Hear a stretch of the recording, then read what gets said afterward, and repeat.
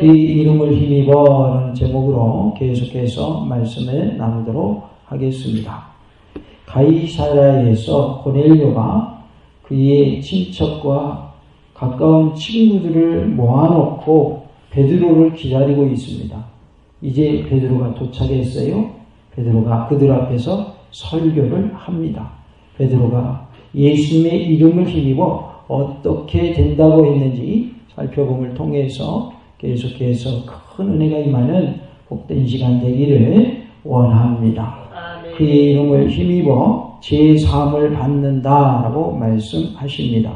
43절에 그에 대하여 모든 선지자도 증언하되 그를 믿는 사람들이 다 그의 이름을 힘입어 제3을 받는다 하였느니라 라고 말씀하고 있습니다.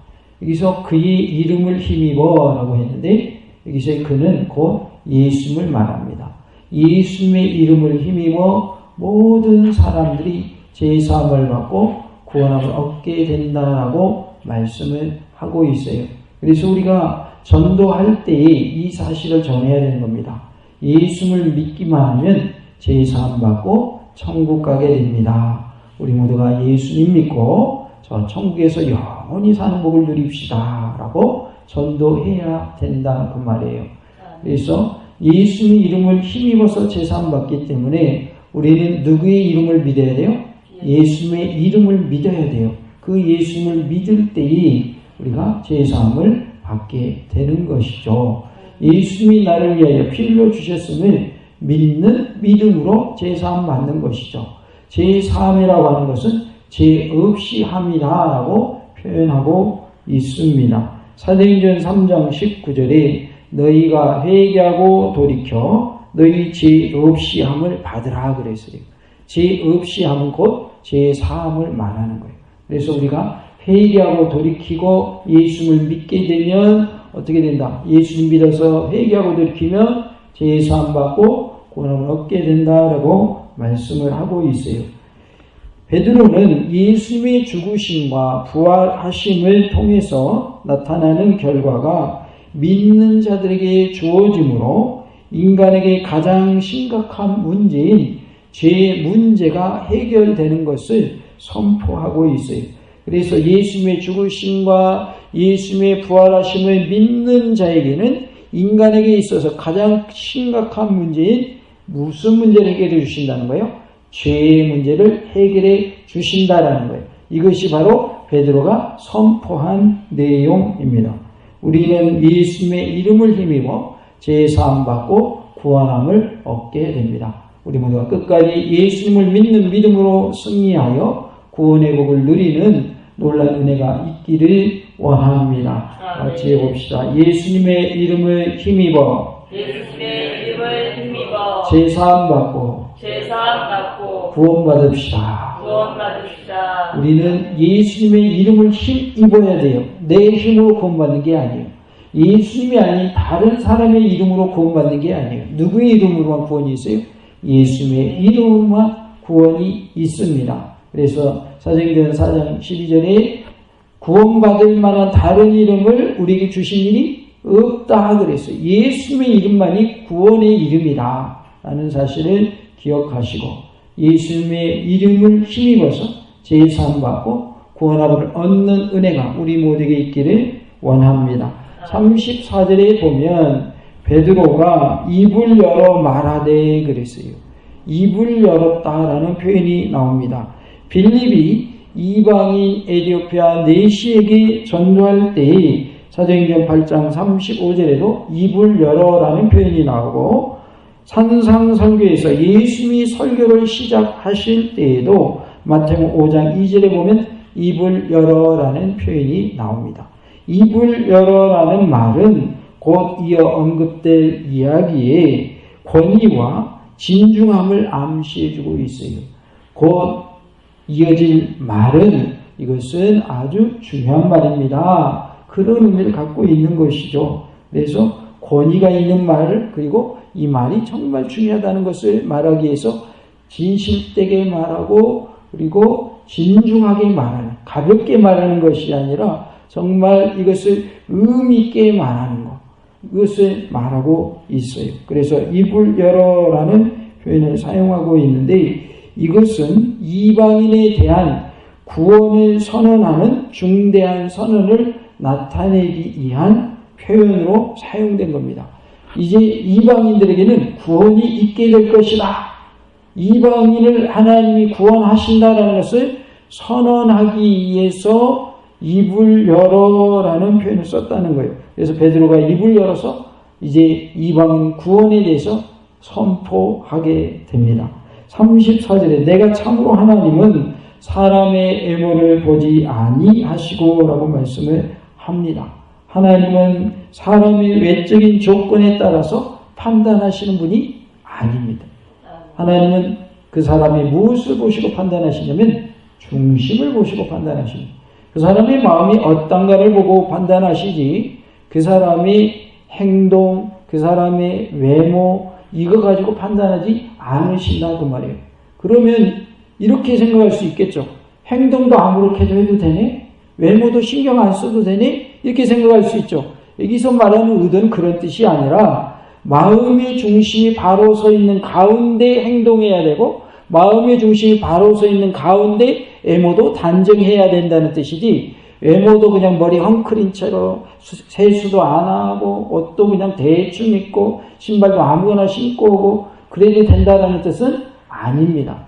여기서 말하는 것은 그냥 사람에게 보여지기 위한 사람들에게 보이기 위한 보여주기식을 말하는 거예요. 그렇게 하면 안 된다. 마음에서 우러나서 마음이 반듯하게 바로 서서 하나님께 드리는 모습이 되고 우리의 선행이 되고 우리의 예배가 된다. 그런 뜻으로 하신 말씀이에요. 그래서 하나님은 사람의 외적인 조건을 보고 판단하시는 것이 아니라 그 사람의 무엇을 보신다? 중심을 보신다. 그 사람의 마음을 보신다. 그 사람의 정성을 보신다. 어떠한 마음으로 하나님께 예배하는가? 어떠한 마음으로 선행을 하고 어떠한 마음으로 봉사를 하고 헌신을 하는가? 그것을 보신다는 의미로서 외모를 보고 판단하시지 않는다라고 말씀하고 있어요. 마음이 바로 된 사람의 행동 또한 어떨까요? 바른 행동이 나오게 돼 있는 거죠. 그런데 겉으로는 바른 행동인 것 같은데 마음에는 진정성이 없고 진실함이 없고 그냥 겉으로 볼 때만 그럴듯한 모습으로 할 수 있어요, 없어요? 할 수 있거든요. 얼마든지 그거 가능합니다. 마음은 딴 데가 있는데 행동으로만 하는 경우가 있을 수 있다는 거죠. 그것을 경계하는 말씀이에요. 행동으로 보여지는 그 모습이 정말 마음을 다해서 온 힘을 다해서 성품을 다해서 나의 정성을 다해서 하는 것인가 그것을 보신다는 뜻입니다. 그래서 하나님의 모습을 보니 하나님은 사람의 외모를 보고 판단하신 분이 아니라라는 것을 알 수 있습니다. 이것을 신명기 10장 17절의 인용구로 볼 수가 있는데요. 신명기 10장 17절에 너희의 하나님 여호와는 신 가운데의 신이시며 주 가운데 주시요 크고 능하시며 두려우신 하나님이시라. 사람을 외모로 보지 아니하시며 뇌물을 받지 아니하시고 라고 말씀을 합니다. 하나님은 신 가운데의 신이시다. 다시 말하면 하나님이 참신이시고 다른 신들은 가짜다 그 말이에요. 다른 가짜 신들 많은데 진짜는 하나님 한 분밖에 없다. 그런 뜻입니다. 신 중에 신이시다. 그리고 주 가운데 주시다. 많은 왕들이 있고 많은 권력자들이 있지만 그 중에 최고는 누구다? 하나님이시다. 그래서 주 가운데 주시다. 크고 능하신 분이시다. 하나님은 능력이 큰 분이시고 그 다음에 한이 없는 능력을 가지신 분. 그래서 우리는 그분을 뭐라고 하냐면 전능하신 하나님 이렇게 말합니다. 하나님이 못하시는 거 있어요? 없어요? 없습니다. 하나님은 다 하실 수 있습니다. 무엇을 통해서 우리가 첫 번째로 알 수 있냐면 무에서 유를 창조하신 하나님이심을 볼 때 첫 번째로 우리가 알 수 있습니다. 아무것도 없는 하나님 다 창조하셨어요. 그리고 하나님은 누가 만든 신이 아니고 스스로 계신 분이에요. 그러니까 하나님과 다른 신은 비교 자체가 안 되는 거예요. 쉽게 얘기하면 급이 다른 거예요. 급이 달라요. 다른 신과 가짜 신들과 하나님은 급이 다릅니다. 그런데 하나님하고 다른 신을 같은 급으로 이렇게 동격으로 보는 것은 이건 지극히 잘못된 비교인 것이죠. 하나님은 어느 신과도 비교도 안 되는 분이시다. 그래서 참신은 하나님 한 분밖에 없다는 것을 알 수 있습니다. 하나님은 이렇게 사람을 외모로 보지 아니하시는 하나님이신데요. 여기서 언급하는 외모는 유대인들이 지키는 율법과 종교적 제의와 관습들을 가리키고 있어요. 즉 형식적인 경건주의를 상징하고 있습니다.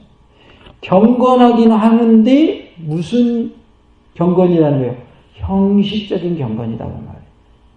그러니까 겉모습은 그럴듯한데 속은 아니다 그 말이에요.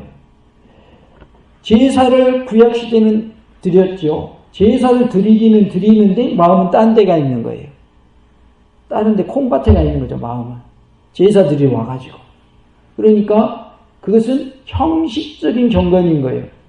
보여주기식 경건인 거예요. 하나님이 받으시는 경건이 아닌 거죠. 그래서 하나님은 그 형식적인 경건의 모습을 보시는 것이 아니라 그 사람의 중심을 보신다는 말이죠. 그 사람이 정말로 마음을 다해서 온 힘을 다해서 뜻을 다해서 성품을 다해서 하나님께 예배하는 자인가 그것을 보신다는 거예요. 그러니까 우리는 우리 중심도 하나님이 받으시는 그러한 모습이 되어야 된다는 거예요. 모습만, 모양만, 행동만, 행위만 그럴듯한 것이 아니라 무엇을 갖춘, 마음을 갖춘 행동이 되어야 된다. 그래야 하나님이 받으시는 것이 된다. 그래서 하나님은 외모를 보시지 않는다 그 말은 그 사람의 마음을 보시고 그 사람의 행동을 보신다는 뜻입니다. 여기서 말하는 것은 형식적인 경건주의를 말하고 있어요. 형식적으로 아무리 경건해봤자 겉모양만 그럴듯해봤자 하나님이 안 받으시겠다 그런 뜻입니다. 더 나아가서 유대인과 이방인의 외형적 구분에 대해서도 적용이 되는 말씀입니다. 이방인이냐 유대인이냐 따지지 않으시겠다는 거예요. 하나님을 섬기는 자이면 예수를 영접한 자이면 다 받아들이시겠다. 그런 뜻입니다. 하나님은 사람의 외적인 조건에 따라서 판단하지 않으심을 믿으시기 바랍니다. 다 같이 해봅시다. 하나님은 사람의 외적인 조건에 따라 판단하지 않으십니다. 사람들은 고급 옷을 입고 오고 고급 차를 타고 오고 그러면 그 사람을 아주 극진히 대접하는 일이 있을 수 있어요. 그죠? 근데 차도 아주 그냥 중고차고 옷도 허름하게 입고 오고 돈도 전혀 없어 보이고 그러면은 사람들이 어서 오십시오 하는 것이 아니라 왔는지 안 왔는지 거들떠버리지 않는 그런 일이 있을 수 있거든요. 하나님은 그런데 그런 모습을 보신다 안 보신다? 안 보신다 그 말이에요. 외적인 조건을 보시지 않아요. 그 사람의 중심을 보셔요. 반대로 내가 모든 것을 다 갖췄어요. 돈도 많고 사회적인 지위도 높아요. 그럼에도 불구하고 겸손하고 예배 드릴 때도 하나님 찌푸러진 예배를 드려요. 그럼 그 사람의 예배 받으셔요? 안 받으셔요? 받으시죠. 받으시죠. 내가 부자가 아니고 가난해요. 사회적인 지위도 높지 않아요. 간신히 하루 벌어 하루 먹고 살아요. 그래도 그 사람의 마음이 하나님 보실 때 정말 기쁜 마음으로 예배를 드려요. 그 사람의 예배 받으셔요? 안 받으셔요? 받으신다 그 말이에요. 사람의 외적인 조건 하나님 안 따지신다 그 말이에요. 그 사람의 중심을 보시겠다 그 말이죠. 그러니까 사람의 눈으로 하나님이 보시는 것이 아니라 하나님의 눈으로 우리를 보시는 거예요. 그래서 우리가 사람들을 대할 때에도 그 사람의 겉모습만 보고 그 사람을 대할 것이 아니라 그거 따지지 말고 우리는 하나님의 걸작품들이고 하나님의 자녀들이기 때문에 서로를 존귀하게 여기고 잘 서로 섬기는 그런 모습이 되기를 원합니다. 그것이 사랑이 넘치는 교회의 모습입니다. 부자가 들어오니까 어서 오십시오 하고 그냥 뛰어가서 맞이하고 그 다음 주에 그 부자가 허름한 옷을 입고 차도 아주 그냥 평범한 차 타고 오니까 거들떠 보지도 않고 그래가지고 이제 그 다음 주에 그분이 등록을 하고, 내가 사실은 한 주는 고급차 타고 옷도 멋지게 입고 오고, 한 주는 옷도 허름하게 입고 오고, 차도 그냥 대충 그냥 일반적인 차 타고 왔는데 안내원들이 저를 맞아들인 모습이 전혀 다르더라고요. 목사님과 이제 처음 등록했으니까 대화하는 시간이 있잖아요. 그러니까 목사님께 그 얘기를 한 거예요. 이 교회가 그걸 좀 고쳤으면 참 좋겠습니다. 저는 목사님의 말씀 듣고 이 교회 와서 신앙생활 해야 되겠다, 그렇게 마음을 먹고 오늘 등록을 했는데, 우리 교회가 더 좋은 교회가 되려면 이것을 좀 고쳤으면 좋겠습니다. 이렇게 건의를 했다는 거예요. 사람의 모습을 보고 우리가 판단할 것이 아니라 그런 거 따지지 말고, 우리는 하나님 안에서 한 형제요 한 자매인 줄로 믿습니다. 그래서 예수님 안에서 우리는 가족이에요. 가족. 예수님의 가족들이. 그렇기 때문에 우리는 서로 사랑하며 아껴주며 섬기고 배려하는 모습이 되어야 할 줄로 믿습니다. 성도가 아프다 그러면 뭐 해줘야 돼요? 기도해 줘야죠. 내가 아플 때는 왜 기도 안 해주냐고 그러면서 남이 아플 때는 기도하는 거 해주지도 않고 그러면 돼요, 안 돼요? 안 되는 거죠. 내가 아플 때 다른 성도가 기도해 주기를 원하고, 교회적으로 기도해 주기를 원하고, 목사님이 기도해 주기를 원한다면, 다른 사람이 아플 때 나도 다른 사람을 위해서, 다른 성도를 위해서 뭐 할 줄 알아야겠어요? 기도할 줄 알아야 그게 맞죠. 그게 성도의 아름다운 사랑의 교제인 줄로 믿습니다. 그래서 우리 교회가 정말로 하나님이 기뻐 받으시는 교회가 되려면 외적인 거 따지지 말고, 주님의 전으로 들어온 모든 사람들은 귀한 사람들이다, 다 하나님 기뻐하시는 자다, 하나님이 사랑하시는 자다라고 우리가 알고 따지지 말고 동일하게 귀하게 여기고 겸손하게 잘 섬기는 그러한 은혜가 있기를 간절히 원합니다. 35절에 각 나라 중 하나님을 경외하며 의를 행하는 사람은 이라고 말씀을 하고 있어요. 각 나라 중에서 하나님을 경외하며 의를 행하는 사람이 있다는 거죠. 이제는 유대인들이 갖고 있던 선민의식과 같은 배타적인 우월감이 하나님 앞에서는 더 이상 용납이 될까요, 안 될까요? 용납이 안 되는 거예요. 선민의식이 뭐냐면 선택받은 백성이다라고 하는 의식을 말하는 거예요. 누가 선민이에요? 이스라엘 백성들이 선민이죠. 하나님이 선택받은 민족이잖아요. 그런데 더 이상 이제 선민의식과 같은 그러한 배타적 우월감은 하나님 앞에서 용납되지 않는다는 거예요. 모든 민족에게 하나님은 구원을 허락하셨다라는 뜻입니다. 구원받을 대상의 범위가 온 세상 사람으로 확대된 것을 말씀하고 있습니다. 이스라엘 백성에게 국한됐던 구원의 범위가 이제는 온 세상 사람들에게 다 적용된다 그 말이에요.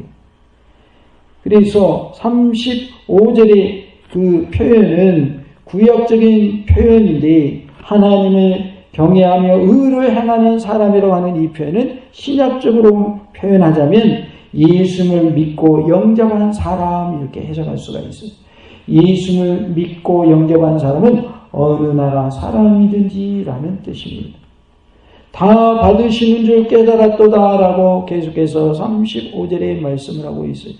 어느 나라 사람이 됐든지 어느 민족이 됐든지 예수를 믿고 예수님을 영접하는 사람은 다 하나님이 뭐 하신다? 받으신다. 그것을 내가 깨달았다. 지금 누가 설교하고 있는 중이죠? 베드로가 설교하고 있는 중이에요. 지금 베드로가 설교하는 중에 지금 이 내용을 말하고 있는 거예요. 하나님은 어느 나라 사람이 됐든지 하나님을 경외하는 사람, 의를 행하는 사람, 신약적인 표현이라면 누구든지 예수를 믿는 사람은 다 하나님이 다 받으신다는 것을 내가 깨달았다. 그가 환상을 보았잖아요. 보자기 속에 막 짐승들이 있는데 그걸 하나님 잡아먹으려고 그러잖아요. 그런데 그 환상을 통해서 아, 그렇구나. 이방인도 하나님 이제 구원하시기를 원하시는구나. 이방인 선교의 시대가 열렸구나라는 걸 누가 깨달은 거예요? 베드로가 깨달은 겁니다. 그래서 이렇게 다 받으시는 줄 깨달았다라고 표현하고 있습니다. 헬라어 본문에서 깨달았다는 말은 현재형으로 쓰이고 있는데 베드로가 고넬료를 만나서 이야기를 들으면서 자신에게 보여진 환상의 의미를 깨닫기 시작해서 이제는 분명하게 그 의미를 파악하게 되었음을 나타내는 표현입니다. 즉 하나님은 유대인과 이방인의 구분 없이 예수를 믿고 영접한 자는 다 받으신다 그 말이에요. 그래서 누구든지 어느 나라 사람이든지 어느 민족이든지 예수를 믿고 영접한 사람에게는 다 구원이 주어지고 하나님의 모든 믿는 사람들은 다 받아주신다는 뜻입니다.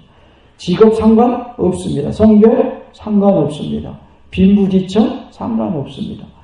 아무것도 상관없어요. 조건은 뭐예요? 예수 믿냐 안 믿냐. 예수님 나를 위하여 죽어주셨고 예수님이 부활하셨고 그분의 죽으심과 부활, 예수님의 십자가의 부활을 믿는 자는 다 구원함을 얻는다고 하는 그 말씀을 믿는 자에게 하나님이 구원의 복을 주시는 것이죠. 그래서 예수님이 십자가에 흘리신 그 보혈이 내 모든 죄를 다 씻어냅니다. 예수님의 피가 내 죄를 사합니다. 그 보혈의 능력을 믿는 자에게는 구원이 있는 것이죠.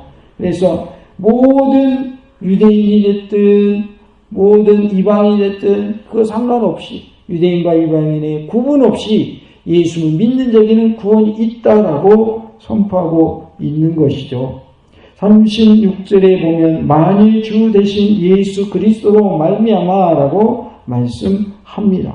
베드로는 창조주 하나님께 사용하는 표현을 누구에게 지금 쓰고 있냐면 예수님께 쓰고 있어요. 창조주 하나님께 사용하던 만유의 주라는 칭호를 예수님께 사용하면서 이제 구원의 유일한 길로서 누구를 내세우고 있습니까? 예수님을 내세우고 있어요. 우리의 유일한 구원의 길은 예수님밖에 없습니다. 예수는 길이요 진리요 생명 되십니다. 예수를 통해서만 하나님 아버지께로 갈 수 있습니다. 라고 베드로가 지금 설교하고 있는 것입니다. 그래서 만유의 주 대신 예수 그리스도로 말미암아라고 표현하고 있는 것입니다. 이성 만유는 헬라어로 세계 만물 또는 모든 사람을 뜻합니다. 그래서 혹자는 만유를 모든 사람으로 해석하기도 하는데요. 로마서 10장 12절에 모든 사람의 주라는 표현과도 일치합니다. 그래서 공동 번역에서는 본문의 말씀을 만민으로 해석합니다.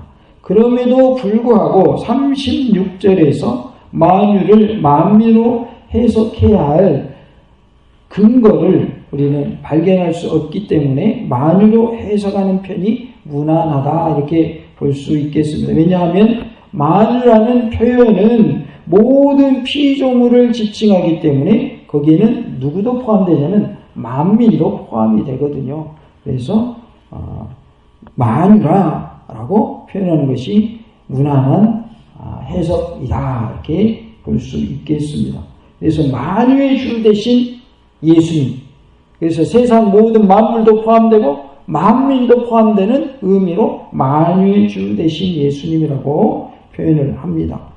36절 계속해서 보면 화평의 복음을 전하사 이스라엘 자손들에게 보내신 말씀이라고 말씀하고 있어요.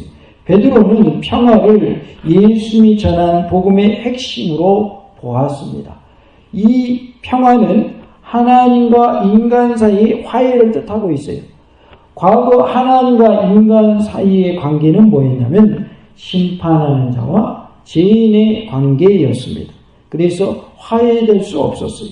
그러나 이제는 그러한 관계가 그리스도 예수님을 통하여서 화해의 관계로 바뀌게 된 것입니다. 심판하시는 하나님과 죄인의 관계에서 이제는 예수님을 통하여 하나님과 우리가 화목하게 되었다는 것이죠. 로마서 5장 10절 11절에 곧 우리가 원수 되었을 때에 그의 아들의 죽으심으로 말미암아 하나님과 화목하게 되었은즉 화목하게 된 자로서는 더욱 그의 살아나심으로 말미암아 구원을 받을 것이니라. 그뿐 아니라 이제 우리로 화목하게 하신 우리 주 예수 그리스도로 말미암아 하나님 안에서 또한 즐거워하느니라 라고 말씀합니다. 또한 이 평화는 사람 상호 간의 평화를 말하는 것으로 이해될 수 있습니다. 그래서 이 화평의 복음은 하나님과 인간 사이에 화목하게 되었다라고 하는 화평의 복음이고, 사람과 사람 사이에 또 화목하게 되었다라고 하는 화평의 복음이라는 것이죠.